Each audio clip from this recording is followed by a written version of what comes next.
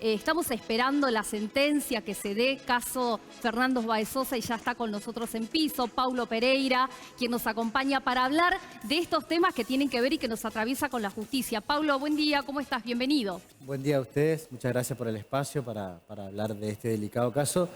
Y me tomo el atrevimiento de enganchar un poco con lo que decía Cecilia, ¿no? Que en definitiva, reinterpretándola, es salir del pensamiento también contraintuitivo, de lo primero que se nos viene a la cabeza o a la mente al ver imágenes. Sí. Y esto tiene mucho que ver con mi postura, por lo menos jurídica, profesional, acerca del lamentable caso del homicidio de Fernando Báez Sosa. ¿Por qué digo esto? Creo que por todos los motivos que, por eso el título, ¿no? Prisión perpetua de justicia, creo que el hecho, así como ocurrió, en pocas palabras, es un típico caso, lamentable, pero típico caso de homicidio simple con dolo eventual. No creo, sostengo mejor dicho, que no es agravado por alevosía o premeditación. No vi en nada de la audiencia y de las distintas, fueron 87 testigos, 23 de ellos, que son los testigos de cargo, las filmaciones que la pasaron innumerables veces, pero no se logra ver y tampoco la acusación logró probar concretamente el plan. Ellos hablan que hubo un plan para matarlo a Fernando Báez Sosa. Eso no está acreditado. No surge el plan. No digo que tenga que haber un contrato criminal, pero no surge porque todo lo que se ve como el plan, que fueron los mensajes posteriores, esto de caducó, todos los mensajes que tienen que ver con encontrarse en una hamburguesería, tienen más que ver con no haber querido eso que pasó. Sí, sabido que podía pasar y aceptar como posible el resultado. Eso es el dolo eventual, ¿no? Por tanto, tampoco se da la famosa alevosía, porque, perdón que suene tan duro, pero era la forma que tenían de matarlo, lamentablemente, a Fernando Báez Sosa. No tenían un arma de fuego, un cuchillo, etcétera, tirando ejemplos. Era a patadas, lamentablemente. Y ese es el instrumento letal que se utiliza para matar. Eso, por supuesto, desplaza también lo que propuso la defensa, que era un homicidio en riña o por agresión. Desplaza porque el homicidio en riña cuando dos grupos, por decirlo de alguna manera para que se entienda, se enfrentan. Claro. Acá hubo... Pero acá no había dos grupos. No había dos grupos. Había un grupo que fue hacia Fernando y hacia su amigo. Recordemos el amigo que también fue lesionado. También ahí está que no fue alevoso y en estado de indefensión. De hecho, pegaron a otras personas también, pegaron a otros grupos también, ¿no? Y también desplaza esta cuestión de el homicidio preterintencional, que es querer lesionar a una persona y ocasionarle la muerte, ¿no? Está claro que no. Ellos se representaron como posible la muerte de Fernando, la aceptaron, pero para las figuras de esta agravante es necesario querer matar deliberadamente. Y eso no está probado. No está probado porque incluso hay una torpeza fundamental. Indican a un tercero que no estaba, algo muy torpe si hay un plan criminal. Si hay un plan criminal, hay muy torpe quedarte con las prendas, quedarte con las ropas ensangrentadas. Todo eso da indicio a lo contrario de lo que postula las acusaciones. ¿Sí? Se dice algo que encuentro, insisto, en lo que ellos mismos dijeron contradicciones, ¿no? Bien. En este marco que estás describiendo de cómo se fue dando, digamos, ¿no? El juicio, además de esperarse también en la parte administrativa, digo, para que se dé después de los 2 años, pensando en esto, ¿cuál es el rol que cumplieron los medios de comunicación? Pensando en que hubo también muchos medios que hacían el detalle minucioso de cada encuentro, de cada detalle, inclusive hasta escuchar los testimonios y luego después los alegatos, por supuesto. Claro, le daban una connotación. Está perfecto, primero que sea un juicio continuo, en plena feria judicial, porque eran 87 testigos, si no iba a durar 2 años este juicio. Y está muy bien que se haya hecho en 16 días de corrido. Hoy se lee el veredicto, pero está muy bien eso, está muy bien la publicidad. Fueron más de 50.000 personas las que accedieron al juicio en vivo. 50.000 personas estaban mirando estos 16 días, conforme al registro de la propia Corte Suprema, por decirlo así, Tribunal Supremo de Provincia de Buenos Aires, ¿no? En el canal de YouTube oficial. Eso está muy bien. Ahora, la exacerbación de algunos datos y valorarlos forma parte también de esto de los medios de comunicación. Pero esa misma insisto, desde el sistema jurídico tiene otra interpretación que tiene más o menos que ver con lo que te acabo de comentar. Siempre puede haber tal vez otra respuesta, tal vez sea condenado Thompson a perpetua y los otros a penas de entre 8 y 25, que es el homicidio simple. Recordemos también, este caso se parece muchísimo, y lo cito como precedente, al homicidio de Mariano Ferreira, por parte de Ferroviario, Favale, Pedraza y demás. Es un caso muy similar. Y en ese caso fueron condenados por homicidio con dolo eventual, homicidio simple, y la pena fue de 18 años de prisión. Entonces, para que ustedes vean que hay una diferencia sustancial entre pedir una perpetua que equivale a 50 años, de punta a punta, como se dice en la jerga, porque no hay posibilidad de libertad condicional. Y ahí tenemos que retomar también un pensamiento contrafáctico.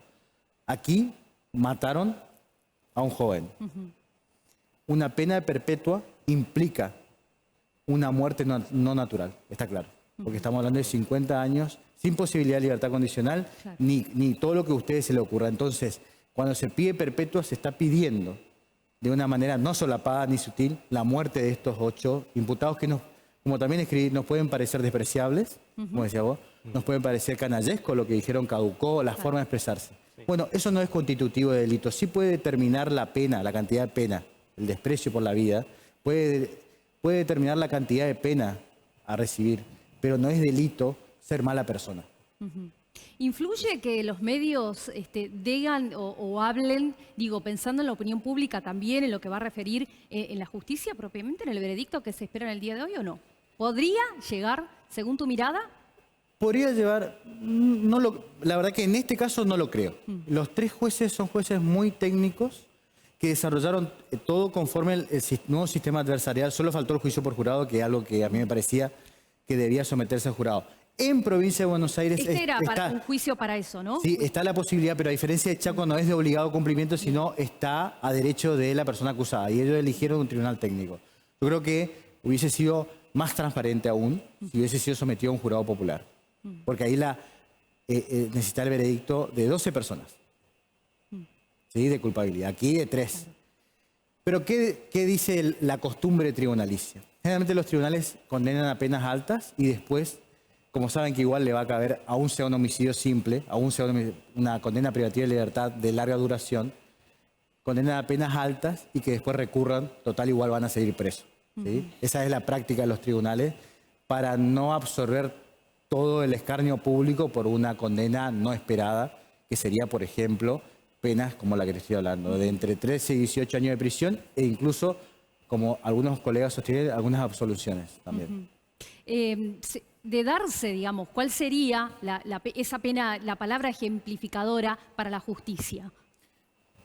Obviamente, si uno lo escucha a los padres de Fernando, ellos entienden. Ayer igual dijeron a la noche en una entrevista, en lo posible que sea perpetua. Hay como una variabilidad, es algo muy traumático para, imagínense la forma en que perdieron a su hijo. Sí. De modo que para ellos va a ser perpetua. El punto es para las sociedades que es perpetua. Aquí en la Argentina perpetua es la muerte en vida. Son 50 años de prisión para personas que tienen entre 21 y 23 años.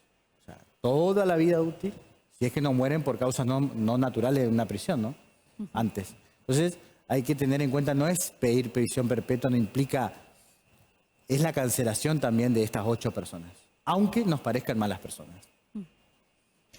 La verdad que, bueno, se le escuchaba, ¿no? En los diferentes medios y ahora, a última hora, hablar a los papás de Fernando y pedir esta justicia, digamos, también. Y digo, pensando en esas posibilidades que se dé, ¿influye también en ese pedido de esos padres a la hora de impartir justicia? Sí, es la primera vez que veo en un juicio oral. Fueron en la Argentina reiteradas veces. Sí, pero además lo hicieron en la sala de audiencia. Es la primera vez que veo equiparado, ¿no? Las últimas palabras de los imputados, como es algo que viene desde la Inquisición, y ahí es el resabio, como lo es la primera vez que veo en un juicio oral que se le dé la palabra a las víctimas directas, que en este caso son los padres, por supuesto, de Fernando. Que ellos, a través de la voz de su madre, pidió al tribunal que se haga justicia, que se lo condene a perpetua, etc. ¿Sí? Eso me parece sumamente cualitativo en lo que es la administración de justicia. Todo esto me parece que fue llevado del mejor modo posible. Después de lo mediático, hay que trabajarlo. Creo que la defensa no trabajó lo mediático, porque a lo último hizo una alegación en contra de cómo se contaminó la prueba a partir de lo mediático, pero tampoco es cierto que se escuchó otra versión. Podríamos responderle de la misma manera. Tampoco Tomei y la codefensora, que es familiar de los imputados, Emilia Pertossi. Tampoco hablaron. Entonces, Claro. también es importante entender que si decimos que los medios de comunicación son el cuarto poder, pues bien, hablemosle también a los medios de comunicación de estos casos. Claro. Si no, estaríamos incluso diciendo algo contralógico. Pensaba mientras decía eso, ¿no? Hablemosle a los medios de comunicación, digo, también para ir aprendiendo. ¿Por qué? Porque somos ese puente de la comunicación que a veces, con el ánimo de ayudar o contar o ver, digamos, o ver las otras realidades, terminamos siendo jueces de algo que en realidad la justicia es la que debe hacerlo, ¿no? ¿No lo viste de esa manera por ahí en una lectura más fina? Llámese redes sociales, por ejemplo, que fue donde por ahí fue el picadero de una parte y de la otra. Digo, pensando en esto de impartir justicia. Sí, noté más de la parte de los imputados, de los acusados de la defensa, en este último tramo, una humanización de estas personas, ¿no? Como una estrategia de humanización en los medios, en las redes. Creo que la estrategia esa llegó tarde. Creo que debió ser también como la estrategia, no, de ponerlo como monstruos, como bestias. No lo son, son seres humanos. Si son monstruos, entonces no podrían ser penados, ¿no? Son personas humanas imputables, porque comprenden la criminalidad de sus actos, y eso está conforme a la experiencia psiquiátrica, etcétera. Entonces no son monstruos, no son animales, ni nada. No son una manada tampoco. Claro. Son personas que deben responsabilizarse por sus hechos, por los hechos que ellos cometen. Entonces, esa construcción me parece que también faltó de este lado, del lado de la defensa, digo, ¿no? Creo que también forma parte de una estrategia. Tendría que haber formado parte de una estrategia también lo mediático. Porque era ineludible, claramente en un caso así es ineludible. Entonces, me parece que el silencio en lo mediático no ayudó tampoco a contar esto que te estoy comentando. Decíamos, ¿cómo puede ser interpretado desde, más que interpretado, entendido desde otra perspectiva, aquello que se ve como prueba de cargo?